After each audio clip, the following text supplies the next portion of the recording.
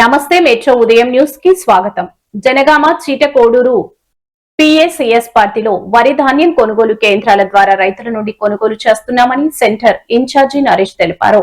గానగపహడ్ centre లో రైతులు తమ వరి ధాన్యాన్ని తరలించి మంచి నాణ్యమైన ధరను పొందుతున్నారని, వారికి ఆన్లైన్ లో డబ్బులు అకౌంట్ లోకి వస్తున్నాయని centre PIC Sriramulu, CEO Bhaskar Reddy, monitoring officer Dilip లా సహకారంతో సెంటర్ నిర్వహణ జరుగుతుందని తెలిపారు.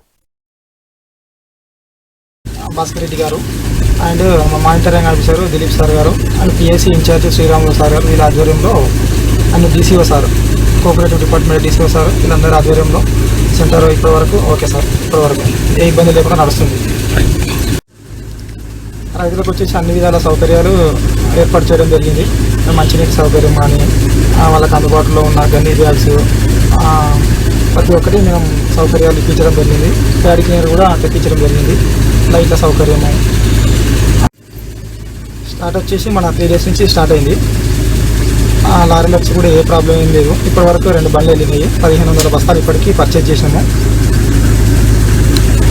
కాంట్ అయిన పేమెంట్కి నా 48 hours అమౌంట్ రేట్ అవుతుంది. గానపహడ్ సెంటర్ ఇన్ఛార్జ్ మన కోఆపరేటివ్ బ్యాంక్ తరఫున, కోఆపరేటివ్ చిట్టకూరు సొసైటీ తరఫున ఒక 8 గ్రామాలు ఉంటాయి.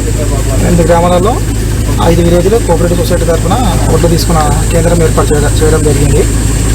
ఇందులో వచ్చేసి మన గవర్నమెంట్ రేటు వచ్చేసి మనం 2389 ఏ గ్రేడు, సాధారణ రకము 2369.